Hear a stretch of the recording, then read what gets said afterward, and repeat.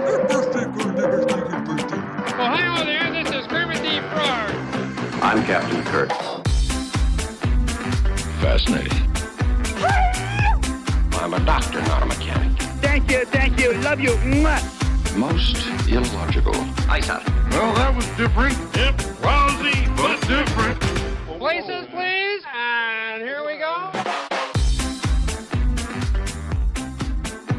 Welcome, ladies, gentlemen, Bajorans, chickens, and things, to episode 3 of the MuppeTrek podcast. I'm Steve. And I'm Jarman, and we are here to compare, contrast, and confer about our two favorite franchises. And what are those, Steve? The Muppets and Star Trek. Yes. We will be doing one-to-one reviews of The Muppet Show and Star Trek The Original Series. That's correct. And this week we'll have up special guest Sandy Duncan on The Muppet Show, and then Where No Man Has Gone Before on Star Trek. And before we get started, we have some feedback from our last episode from Captain Catherine on Twitter. She says, Muppets and Star Trek are my favorite things. And I said, make sure you listen to all the episodes of this podcast because you'll really enjoy it then. And then return comment from Some Kind of Garf on YouTube. They say, Octothorpe Golden Oldies send tweet. Do you know what that means, Steve? Wait, what? From it was actually a comment in our episode 1 with Joel Gray. She put, or I think it's a she, Octothorpe Golden Oldies send tweet. No idea.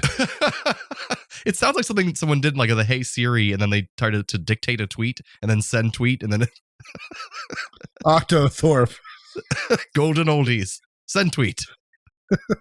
So Some Kind of Garf, maybe you can explain on the next comment what you meant by that, or if that was even to us, because you've commented before. So if I ever have another child, now I'm going to name them Octothorpe. Octothorpe. So anyways, that is our little bit of feedback from our previous episodes. And so I think that'll take us to some episode rundowns here. So what do we got for the Muppet Show? Before we get started. Oh, sorry. So typically on Planet Nerds, if there was like a celebrity death, we'd talk about it. And I figure we'll keep that in context to Henson and Trek. And Terry Jones of Monty Python, and the writer of the first draft of the script for Labyrinth, passed away today. Oh, he was the writer for the first script of Labyrinth. I didn't know that. Yeah, they were actually afraid the story was going to get too dark, so they passed it to him. And Terry Jones is credited with most of the whimsy. Oh, that's great. Yeah, and he was so wonderful, and he's unfortunately had dementia for so long now, and he's finally passed away. But what a great guy, just so talented. So Terry Jones, you will be missed. You have a place in our hearts here on MuppeTrek Podcast. And thankfully, no Star Trek deaths this time around so far. So knock on wood. We'll keep our ear up. All right. There's some old cast members, though. Yeah, they're getting there. We'll see. We got Picard starting up soon. I saw Nichelle Nichols at Comic-Con a year or two ago, and I was like, man, she's looking old.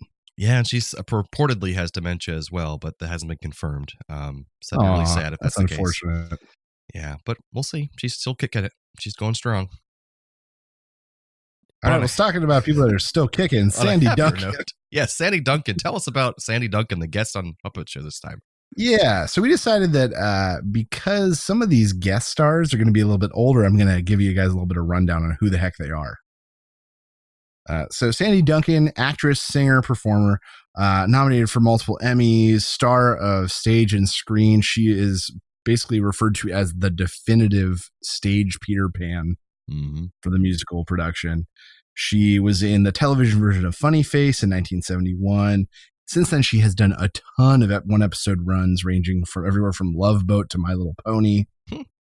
And as far as things that our generation might know her from, voice work on the movie Rock-a-Doodle. Oh, I remember that film. The Swan Princess. And she was also one of the lead voices in Fox and the Hound.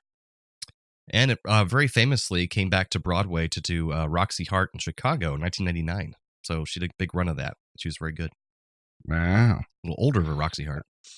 So yeah, she is the host. The show opens with Kermit introducing. Before we Sandy get Duncan. started, now I'm gonna cut you off. Oh no! I just had to mention this is the first night of the show that my girlfriend has not been able to watch the episodes with me, and I'm so pissed off because she has a signed picture of Sandy Duncan as Peter Pan in her room. She's obsessed with Peter Pan, and so I forgot all about that when I saw this name, and I'm like, no, this is the one night she didn't get to watch with me, so we're going to rewatch this episode later on, but. Yes, force her to, and then make her listen to this. Yes, because some people really like Sandy Duncan. There you go. So there you go. Go ahead. Episode opens. Kermit introduces Sandy Duncan. While he's doing so, he's exploded into the balcony with Statler and Waldorf by Crazy Harry. Fozzie introduces her instead. Crazy Harry blows up Kermit again. It's a real good time. You get a opening number, A Nice Girl Like Me, which is a dance and song and singing number where Sandy Duncan gets drunk and dances with a bunch of the larger scale, big, full size, body puppet monsters. Which is funny because the last episode, Rita Moreno also getting drunk and dancing with body size puppet monsters. Yeah, and kind of fighting them too for the same money. You get backstage plot for the episode, and that is that Fozzie has hired a writer named Gags Beasley, who is now writing for him, and Kermit refuses to give him money to pay him. Then you get a Swedish chef moment in the kitchen where he is throwing like these little pies up in the air and shooting them with his blunderbuss. I love this blunderbuss, Rob. Blowing holes in them and then calling them donuts. Exactly. Kermit introduces Fozzie, who comes out. He does his bit, but we don't get to watch most of his bit. The camera follows Kermit backstage, where Gilda is losing her mind. Hilda loses her mind over how funny Fozzie is. Kermit says that he hired a new writer, Gags Beasley, and Hilda is blown away. He is the Mozart of comedy. Gags Beasley. And he wrote, what did I say his name was? No, you're right. You got it. Gags Beasley. Okay, got it, man. It's a weird name. Yeah. That he wrote the famous banana sketch, which she is amazed that Kermit has never heard of. Of course. Everyone's heard of the banana sketch. Then you get an At the Dance. There's a lot of dancing and humor concerning world locations. And some sort of dated jokes that I'm not even sure were jokes at the time. Yeah, they were real. In the usual way. Like, not dad jokes. They were like grandpa jokes.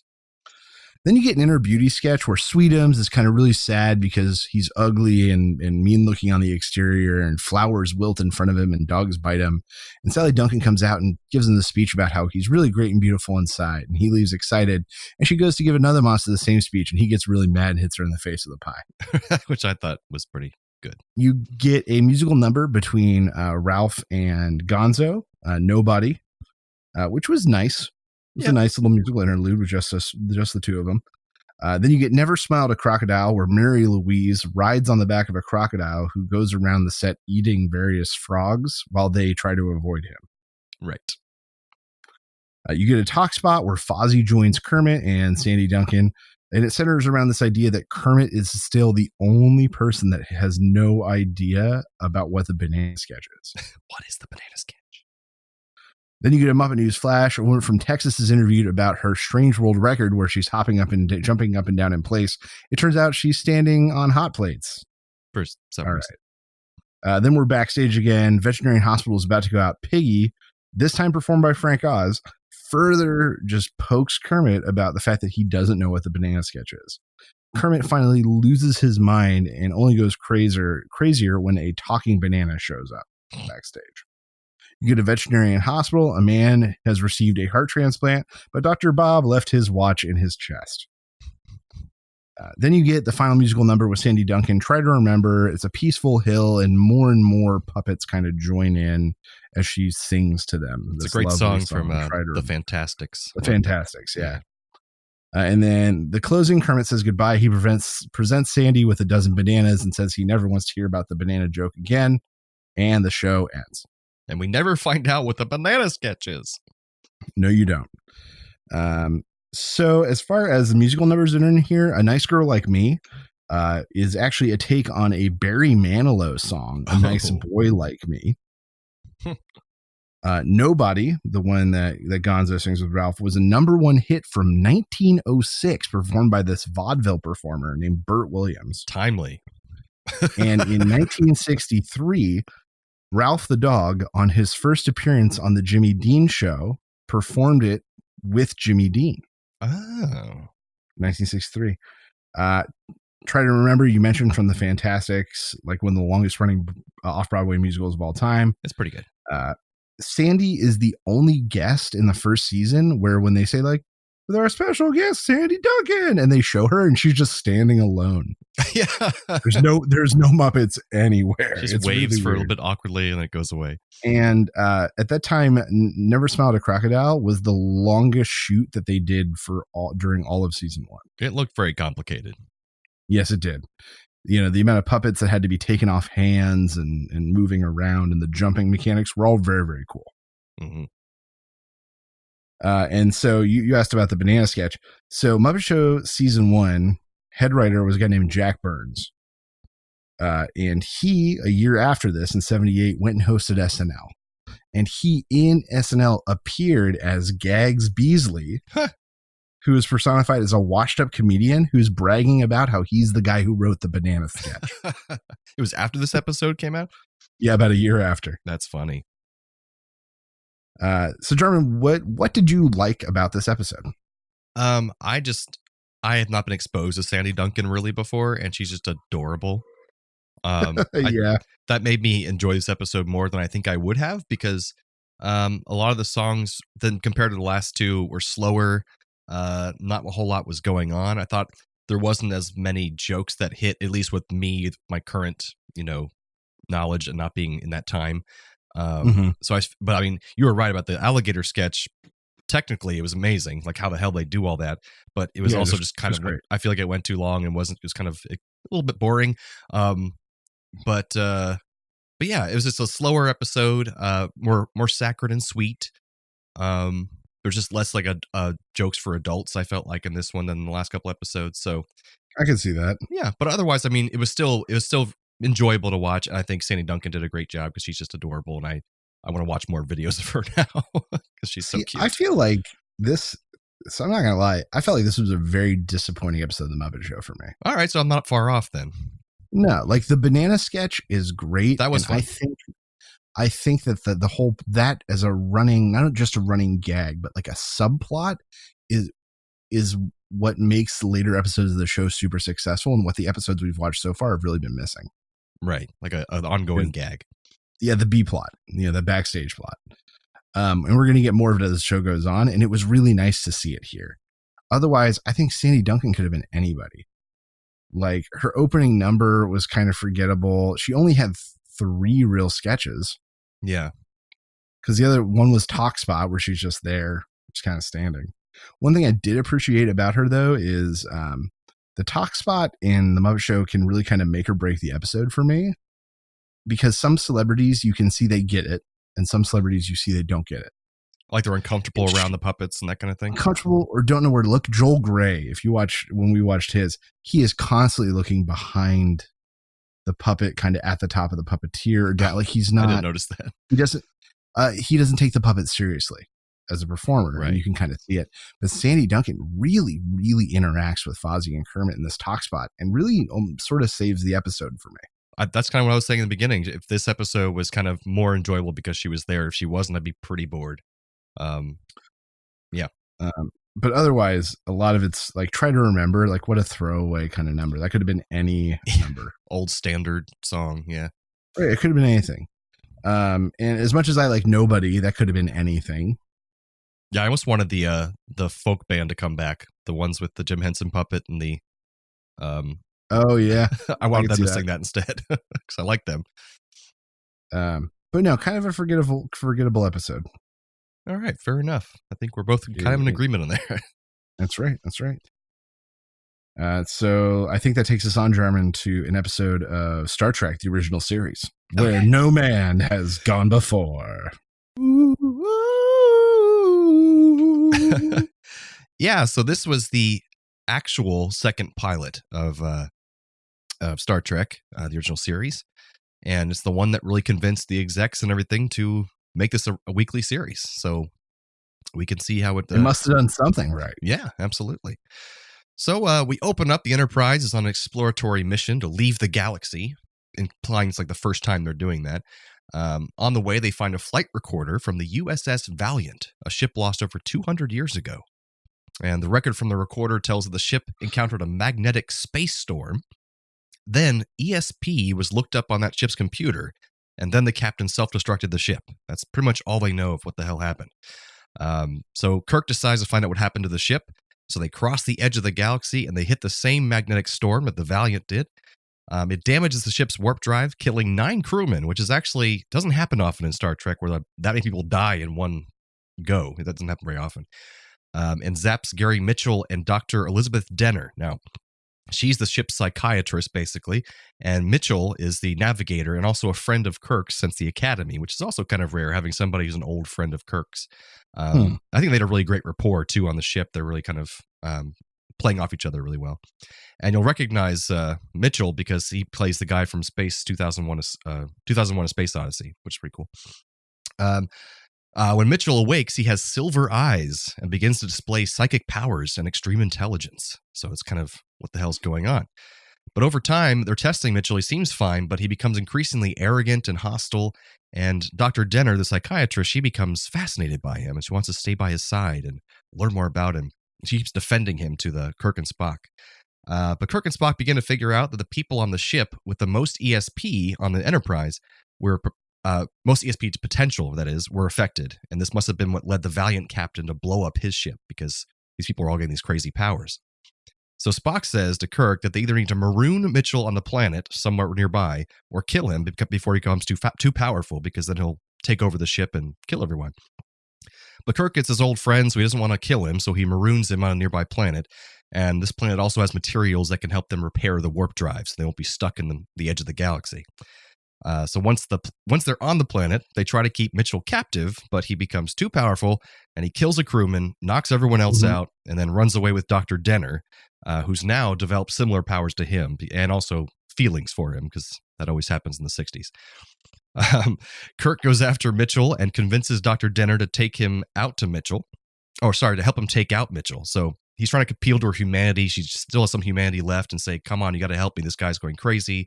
He's acting like a god. He's going to kill everyone.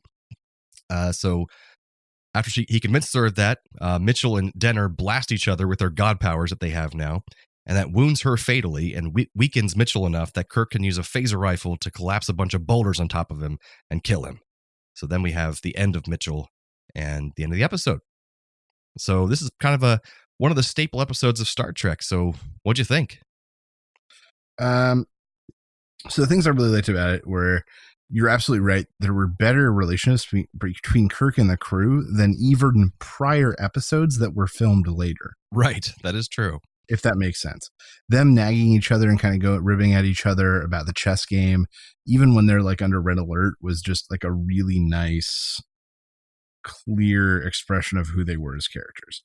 Right. I thought that they really used some very clever camera tricks and old school techniques for a lot of the telepathy stuff that was really smart with the small budget they had to work with. But was super effective even now. Like when his gun goes flying, I was like, oh, that was a genius little effect. That they didn't really do anything. They just put like a piece of fishing line on his gun and someone yanked it. Yeah. And one of the cool things I read about behind the scenes was in the very beginning of the episode, Mitchell gets in the elevator and they put a gray wall up, and then it's basically blocking off the fact that they're actually still on the bridge set. And then they just remove the gray wall when the doors open again so that you see the bridge. So it seems like they actually went on an elevator. That's like it's a great idea for 60s like technology. They don't have the ability to do that. So I thought that was pretty cool. I really liked, so I can see the meeting where they're like, so they're going to find this flight recorder and we're going to do a flashback where we get to see that they also hit a wall in space and then two guys did this. And some executive went, no, it's too expensive. Let's just have Spock read it. Listen to the recording. Literally listen to the recording and explain what is happening to everybody and just skip all that exposition stuff. Yeah. And someone went, you're right. That would be way cheaper. It works out well. It was just funny. I was like, really? Are they just reading us the exposition? Okay. Yep. For 5 minutes, we're going to sit here watching Spock act the hell out of it. And my favorite moment of the episode is at the end when Mitchell is weakened and Kirk is able to hit him and he punches in the face and then he rears back. But Mitchell's kind of on a higher level. And there's no way that Kirk didn't punch Mitchell right in the dick.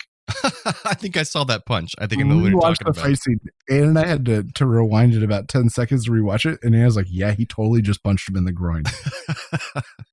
and I respect Kirk for that. I think this is also the first episode of the signature Kirk chop. He always chops people in the neck. Like, I don't know what the deal is with that, but it doesn't seem very effective. So the things that I found were a little bit rough. There were a good amount of shots out in this episode that were just out of focus. Yeah. Like it was to the point where I was like, what is happening? Why is his face ever going to come into focus? It was mostly, they did a lot of these big close-ups on Shatner. Towards the end there, especially. And they were all out of focus. I mean, call the focus police because they're there now to pick you up. It was terrible. Well, I think also it's really evident in this remastered version. You can definitely tell the shots that were out of focus better than before. I thought, and maybe this is just me being a picky audience member, but I thought that the opening with Kirk and Spock playing that game and Kirk overcoming Spock with that illogical move was going to play out in some sort of allegorical way in the episode. And it didn't. And that felt like a missed opportunity. Yeah, I feel like that they don't really get that in television until into the 80s, doing something more profound like that. Right. And I think I'm thinking of Next Generation. Yeah, Next Generation do things like that all the time. Like the B plot will kind of mirror the A plot and that kind of thing. And but it just felt, I was just like, oh, that would have been nice, but they just didn't do it. Okay. Yeah. And also Spock smiling's too much in this episode. And I know it's not the cast's fault. It's not like the producer's fault, but going from them having like a fully realized cast with Uhura and Spock and the Doctor to then like take a step backwards to just being a bunch of white guys again. Yeah. Was like really like, oh, come on. Really jarring. I understand this was the second pilot and it was not the first. It was the first recorded but not aired, but still, man. Well, thankfully, starting with the next episode, it's going to be pretty much on track and staying stable because these 3 episodes have been all over the place that we've recorded so far. Yes, they did. So it stays on track after this one. Okay. Yeah. So now I'm going to do like a little, it's called a mini bit. Okay. So I got some questions. All right. Okay. So when he's on the planet with Mitchell and Mitchell digs his grave for him and they show the tombstone, his tombstone says James R. Kirk. Yes. That's not canon, right? Right. And how they've explained that is because later on they're like, that was a mistake on the behalf of like the production crew because they didn't really ask Gene Roddenberry what his middle name was because he's James Tiberius Kirk. Right. And so he explained it away for canon purposes to say that even though Mitchell is godlike, he is human and makes mistakes and maybe just didn't even know Kirk's middle name. That's the way he puts it. You just put something on there. Okay. And in 1999 or something like that, they were doing some kind of remastering. They considered changing that digitally, but it'd be so expensive. They just said, forget it and just left it in. Okay. And then Kirk at one point pulls up everyone's medical reports about their ESP ratings. Yes.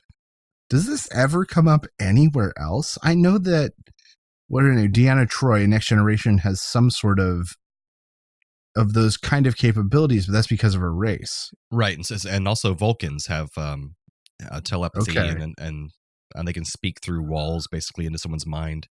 Okay. That's used later on, but not with humans. Yeah. Okay. So this is the only time we see this stuff with humans? Right. All right. Well, thanks for answering my questions. Sure. I'll always be happy to answer Star Trek questions. I had some fun little trivias here, just a couple. Those contacts they had to wear to make their eyes silver. I could not believe. Those look terrible. Their eyes were all red and bloodshot. Oh my gosh. So they consisted of tinfoil sandwiched between 2 lenses, which covered the entire eye. What a nightmare scenario. Tinfoil. God. The first time in U.S. history that a second pilot for an hour-long series had been submitted to convince the network to air it. Okay. This was filmed over 1 year before it aired on TV. It was pretty crazy. For those of you who watch Next Generation and like Q, the character, in the book Q Squared, Peter David said Gary Mitchell's condition is explained as the spirit of Q taking over his body, which I thought that was pretty cool. And the last juiciest bit we have here is we found out over time that Gene Roddenberry was kind of a cad and wasn't very good with women and was kind of a perv sometimes, cheating on his wife frequently. So you remember in the beginning, there's this blonde yeoman named Yeoman Smith? Yeah, what the hell was she? I thought she was going to have a role. She was just a pretty face, and then she was gone. I was like, I don't remember this girl in this episode. Where does she go? I've never even seen her before or after. So apparently, in this book called The Real Story of Star Trek, Andrea Drom was cast as Yeoman Smith because Gene Roddenberry wanted to score with her, in quotations. And according to the producers, it was a non-part and a non-score as well. So he casted her with a one line. And then he didn't even get to sleep with her. So what a dumb perv. So that's where no man has gone before. Do we have any similarities between these two episodes? All right, I had to dig deep on this one. Me too. But I found them. In both episodes, a green character spells out what's going to happen in the episode. Okay. Kermit introduces the fact that Sandy Duncan will be hosting, and Spock literally recites the exposition for the episode. He's like more yellow in this episode than green. Yeah, Anna actually asked me, she's like, why is he like that? I'm like, well, he started out greenish, and then they just slowly got rid of it. He's a little more green in the rest of the episodes, but not much. Yeah, and originally he was, I think I talked about this on Planners, but originally he was supposed to be red.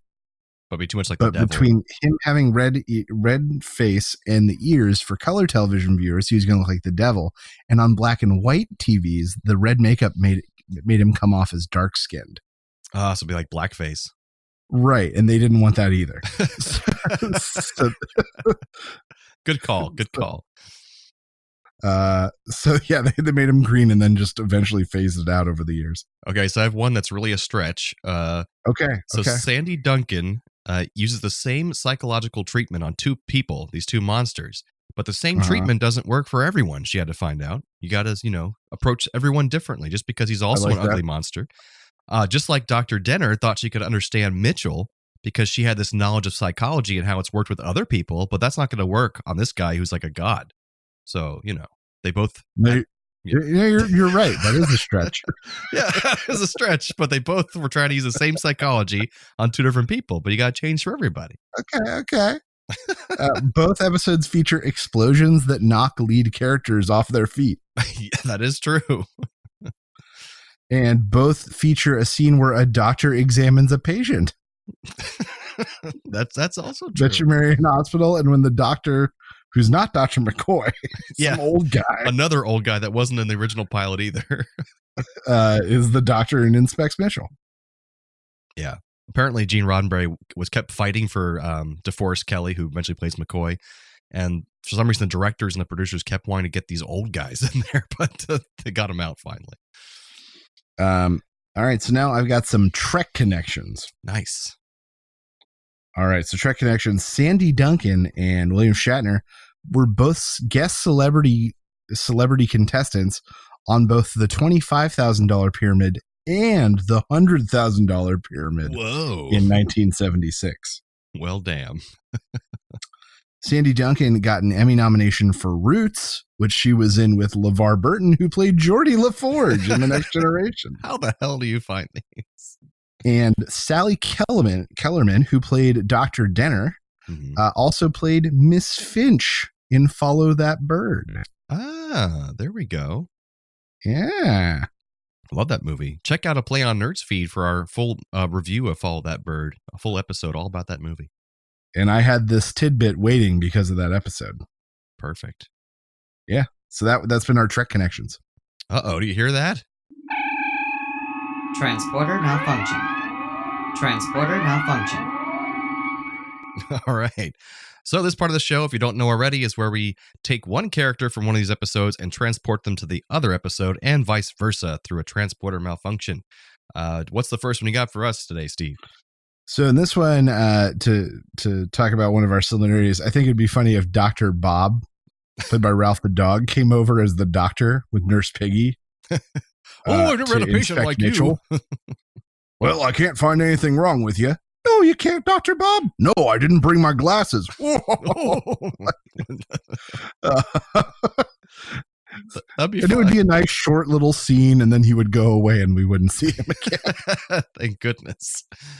I had a Sandy Duncan as the Gary Mitchell character because then, hear me out. Okay. Because she's so adorable, she would have used her powers for good. It would change the whole episode. She would be a benevolent god. Aw, I guess that's true. Yeah. Do you have another one? Yeah, I said Sally Kellerman could come over and host in place of Sandy Duncan because that is how lukewarm and interchangeable I felt like Sandy Duncan's performances were in this episode. That any other blonde woman in the appropriate age range could have shown up and done the episode. And they also have the same haircut, too. Almost. They do almost have the same haircut. So, yeah, I think Sally Kellerman and Sandy Duncan could have easily been interchanged there.